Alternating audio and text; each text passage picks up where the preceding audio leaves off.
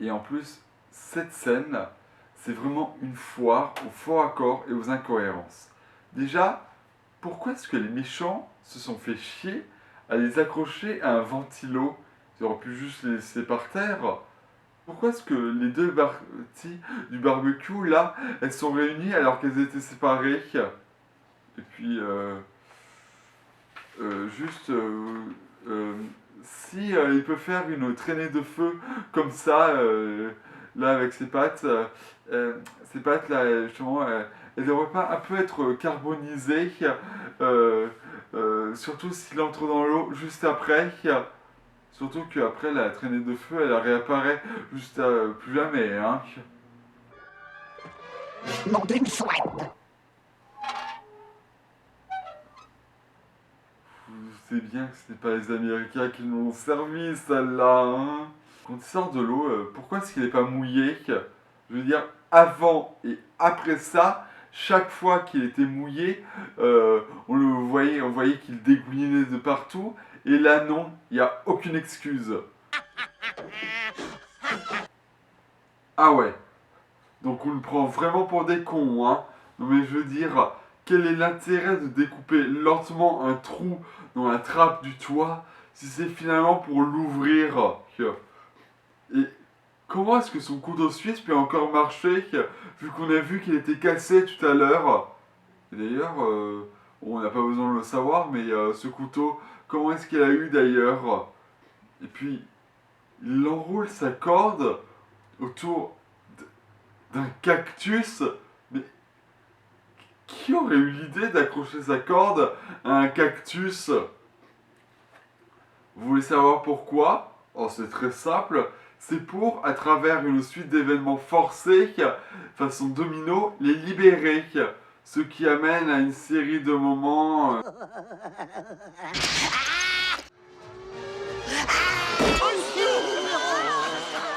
hilarants. Ce qui ne sert à rien, puisque Goldie et Chanteclair arrivent. Et la corde prouve que tout ça c'était voulu, qu'ils ont préparé cette scène de merde. Et là, je dois placer une des règles d'écriture de Pixar. Alors, je ne suis pas d'accord avec une autre de leurs règles, mais bon, je cite: utiliser des coïncidences pour mettre vos personnages dans le pétrin, c'est génial. Utiliser des coïncidences pour les sortir d'affaires, c'est de la triche. Et en cumulant les deux, plus deux mini-scénettes, encore 1 minute 58 inutile.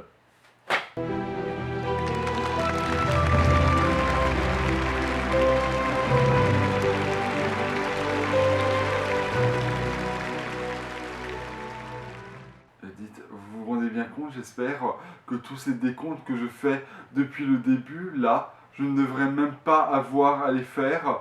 Vous vous rendez compte? Non, parce que vous croyez que ça m'amuse, moi, d'avoir à faire ces décomptes? Et une chose aussi qui est très problématique, c'est que, avec toutes ces scènes inutiles, le gros problème, c'est que Rocco est un film extrêmement court, puisqu'il ne dure que 1h14 minutes. Et le générique de fin commence à 1h04 minutes. Oui, oui.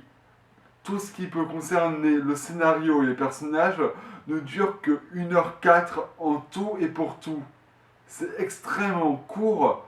Et du coup, ben, chaque fois qu'il y a une scène inutile comme celle-là, ben, logiquement, le temps utile du film se réduit davantage. Et du coup, ben, rien qu'avec ça, est-ce que ça vous montre à quel point ce film est une merde de rang S?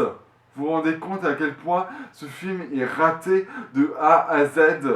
Ce qui m'énerve vraiment, mais vraiment avec cette scène, c'est que là, c'est littéralement les scénaristes qui servent aux enfants un véritable foutage de gueule, parce que évidemment, les enfants, dans leur tête, une scène comme ça, aussi illogique, aussi débile, ils vont forcément l'accepter, ne pas se poser la question, parce que de toute façon, les enfants sont stupides. Voilà, c'est ça que cette scène de merde, elle raconte. Ah, j'ai peur. Le fait que Chanteclair soit assommé ne sert à rien, si ce n'est empêcher de régler le dilemme ô combien bien géré de Patou et les autres qui l'ont humilié gratuitement. Et puis il y a aussi un autre truc, c'était quoi déjà? Ça va me revenir. Ah oui, c'est ça. Ben, du coup, Edmond et Chanteclair ne se rencontrent jamais. Ben oui, c'est ça aussi. Parce que je suis désolé, mais mis à part deux petites scènes qui arriveront plus tard, ils ne se rencontreront jamais, n'échangeront jamais une seule ligne de dialogue entre eux. Et du coup, c'est quoi cette affiche complètement mensongère du film où il tient Edmond dans ses bras? Donc, si je résume, le perso qui arrive de façon forcée sert de façon forcée à régler un problème géré de façon forcée et dont la seule conséquence c'est d'empêcher de régler un dilemme qui était géré de façon forcée et de faire rencontrer les deux personnages principaux. Est-ce que je vous avais dit que ce film avait 6 scénaristes? Je pense qu'on peut les applaudir pour ce magnifique travail d'écriture. Tu sais conduire une voiture? Un jeu d'enfant. Edmond, prends le volant. Ouais, c'est ça.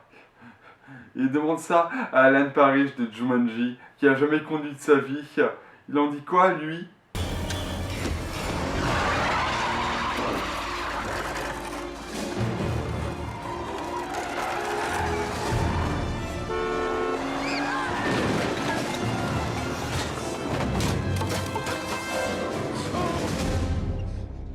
Un jeu d'enfant?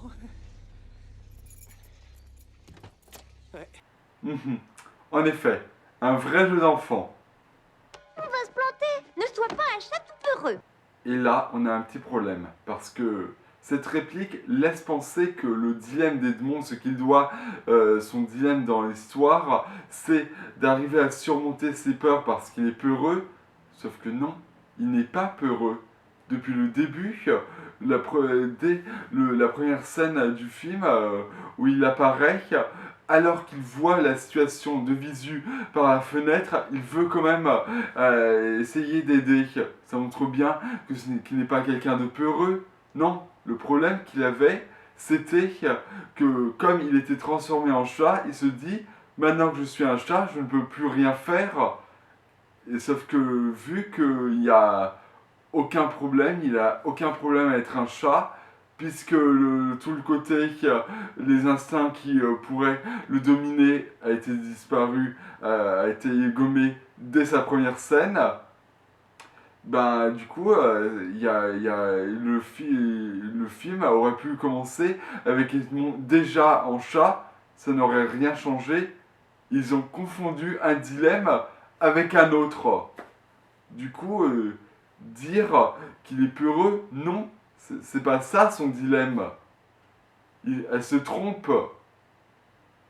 Ou plutôt, le film se trompe. Et on veut lui faire apprendre de force une leçon imméritée, une leçon qu'il n'avait pas besoin d'apprendre. Allez, saute vite là-dedans. Je peux pas. Ne sois pas une poule mouillée. Je vais tomber. Tu es un star, tu ne tomberas pas. En quoi ne pas vouloir risquer sa vie fait de toi un trouillard? C'est juste de l'instinct de survie, pas de la lâcheté. Et pourquoi elle n'est pas effrayée?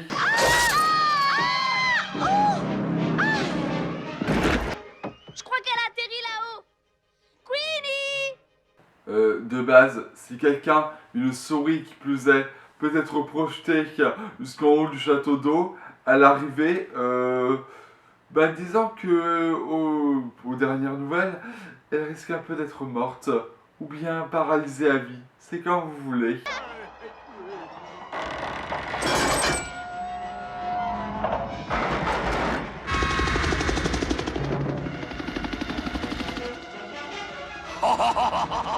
Quelle belle brise! Amène-les par ici, Murray! Murray! Pourquoi est-ce que t'es surpris de le voir? Il y a pas 2 minutes, tu l'engueulais sur un point. On dirait qu'ils veulent jouer au plus fort! Ne vous Hein? inquiétez pas, je fonce sur eux. Idiot, c'est ma voiture! Alors tu t'attendais à quoi? Qu'il se téléporte? C'est vraiment une réaction idiote. Le King, il s'est tiré, je suis ruiné. Pourquoi est-ce qu'il réagit comme ça? Il est libre, il a encore des hommes de main, il a encore plein d'argent, il n'hésite pas à utiliser des moyens malhonnêtes. Donc, pourquoi est-ce qu'il réagit comme s'il a été vaincu alors que non, il n'est pas vaincu là, il est encore libre, poursuivez-le. Au pire, téléphone au duc pour lui informer de la situation et qu'il lui dise où se trouve la ferme. C'est pas compliqué, vole une voiture, je sais pas moi. Je veux dire, il n'est pas mis hors de danger là. Si ça c'est pour vous, c'est être mis hors de danger, ben il est à peu près mis hors de danger que. J'ai fini le jeu, ça y est, j'ai gagné. Ah non, je suis tombé, c'est tout mouillé par terre en plus. Murray? Qui est Murray? Edmond, on a besoin d'un coup de main ici. Le Sikorsky X62 et tous tes trucs sont dingues. Attendez, c'est une blague là. C'est une blague. Elle sait piloter un hélicoptère. Comme ça. Et sans rien pour l'introduire. Je veux dire, prenez juste Angers Démon de Dan Brown. Je vous rassure, je ne vous spoile rien. À un moment de l'histoire, le personnage du Camerlingue raconte que dans sa jeunesse, il voulait d'abord savoir quel était le mal qu'il devra combattre, et que pour ça, il avait intégré l'armée, mais que, refusant de porter une arme, il était devenu un pilote d'hélicoptère, ramenant les blessés à l'hôpital. Aussi, plus tard, dans le film, là encore, je ne vous spoile pas pourquoi il le fait, quand on le voit piloter un hélicoptère, nous ne sommes pas surpris en le voyant faire, parce qu'avec cette scène, il a été introduit que c'était quelque chose qu'il savait faire. Il sait piloter un hélicoptère. C'est ce qu'on appelle, c'est le principe du setup payoff, l'introduction d'un élément qui sert plus tard dans l'histoire. Parce que pour une compétence aussi particulière, c'est nécessaire un setup payoff. Vous voulez un autre exemple? Retour vers le futur. Je vous conseille la vidéo et d'ailleurs la chaîne Le Grimoire d'Arthur, une petite chaîne super géniale. Dans la vidéo qu'il disait sur Retour vers le futur, là, comme il le disait, quasiment tout le film est basé sur ce principe. Un élément qui sert pour introduire un autre. Pour reprendre l'élément qu'il citait. Et là, Bob et Bob, ils ont une idée. Ils se disent, hey, ce serait marrant que dans le passé, Marty, il invente le rock'n'roll. Bah, nouvelle fiche. Hop, fiche tableau, comme ça. Marty va dans le passé, Marty invente le rock'n'roll, Marty retourne vers le futur. Oui, mais si Marty invente le rock'n'roll, ça veut dire qu'il sait en jouer. Et ça, il faut que le spectateur le sache. Quatrième fiche. Oh. Et voilà. Quatrième fiche, cette fois-ci avant que Marty aille dans le passé, parce que c'est un élément d'exposition. On en a besoin au début pour la suite de l'histoire. Marty joue du rock'n'roll, Marty va dans le passé, Marty invente le rock'n'roll, et enfin, Marty retourne vers le futur. Et voilà. C'est comme ça qu'ils ont écrit le film. Donc à chaque fois, dans les deux cas, on a une scène où, pour une compétence super précise, on avait une scène qui introduisait, qui nous montrait que le personnage avait ses compétences. Ici, dans Rocco, ça nous est balancé comme ça, sans rien du tout, sans setup, sans rien du tout, et on est juste censé l'accepter. Non, pas du tout. Voilà donc pourquoi ça marchait là et pas dans Rocco.